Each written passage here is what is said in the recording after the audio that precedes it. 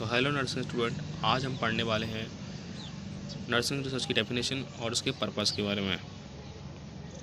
तो टॉपिक बड़ा ही इम्पोर्टेंट है, ध्यान से सुनना। Okay, nursing research definition given by international council of nurses.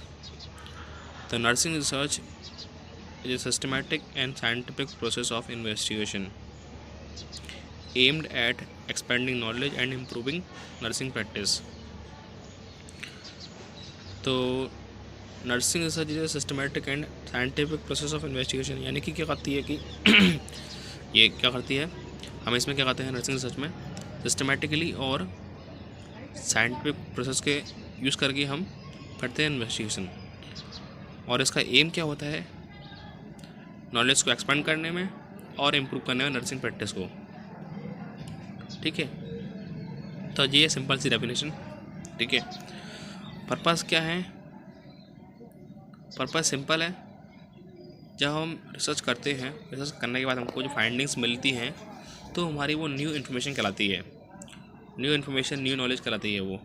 तो हम रिसर्च क्यों कर रहे हैं, न्यू नॉलेज न्यू इन्फॉर्मेशन को गेन करने में।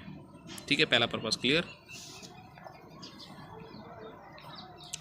इम्प्रूविंग पेशेंट आउटकम, जब हमको नर्सिंग रिसर्च में जो फाइंडिंग्स मिलती हैं, जो हमको आउटकम मिलते हैं, जो हमको परिणाम मिलते हैं, जो रिज़ल्ट मिलते हैं हमको, उन रिज़ल्ट्स को हम अपनी नर्सिंग प्रैक्टिस में अप्लाई करते हैं।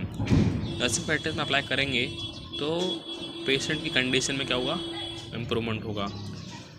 पेशेंट कंडीशन में इम्प्रूवमेंट होगा मतलब उसके आउटकम में इम्प्रूवमेंट होगा।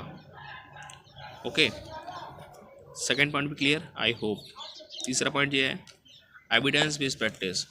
तो रिसर्च करने के बाद जो हमको फाइंडिंग्स मिलती हैं वो एविडेंस बेस्ड फाइंडिंग्स कहलाती हैं। अब उसी फाइंडिंग्स को हम अपनी नर्सिंग प्रैक्टिस में अप्लाई करते हैं, तो वो क्या कहलाती है, एविडेंस बेस्ड प्रैक्टिस कहलाती है वो। ठीक है, प्रैक्टिस में मतलब है नर्सिंग प्रैक्टिस, यानी कि नर्सिंग के वर्क जो काम करते हैं हम हॉस्पिटल में, वो हमारी प्रैक्टिस है। अब प्रैक्टिस भी किस बेस पर करेंगे, हम एविडेंस बेस पर करेंगे। एड्रेसिंग हेल्थ केयर चैलेंजेस, तो नर्सिंग रिसर्च एड्रेस करती है, अटेंशन करती है, ध्यान देती है किस पे, पेशेंट सेफ्टी पर, उसके केयर पर। ठीक है, तो ये सभी चैलेंजेस होते हैं जो कि एड्रेस करती है नर्सिंग रिसर्च।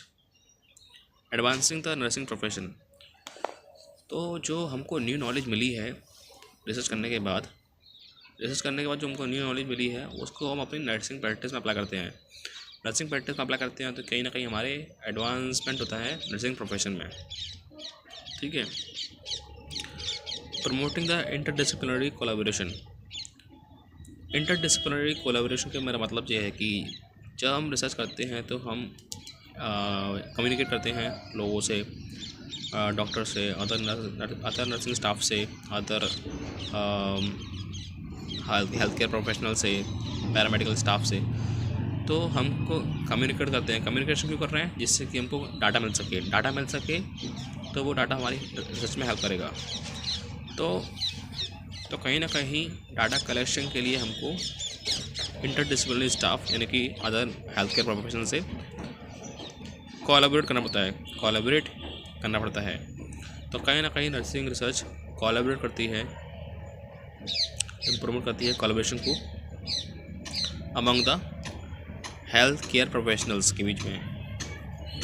ठीक है, क्या करती है नर्सिंग रिसर्च, प्रमोट करती है कोलैबोरेशन को अमंग हेल्थ केयर प्रोफेशनल्स, यानी कि इंटरडिसिप्लिनरी का मतलब क्या है यहाँ पे, हेल्थ केयर प्रोफेशनल्स। ठीक है, आई होप कि आपको पर्पस और डेफिनेशन क्लियर हो गई होगी। क्लियर हो गई हो तो प्लीज़ वीडियो को लाइक कर देना और चैनल को सब्सक्राइब, लाता रहूँगा इस वीडियो। Okay, bye bye.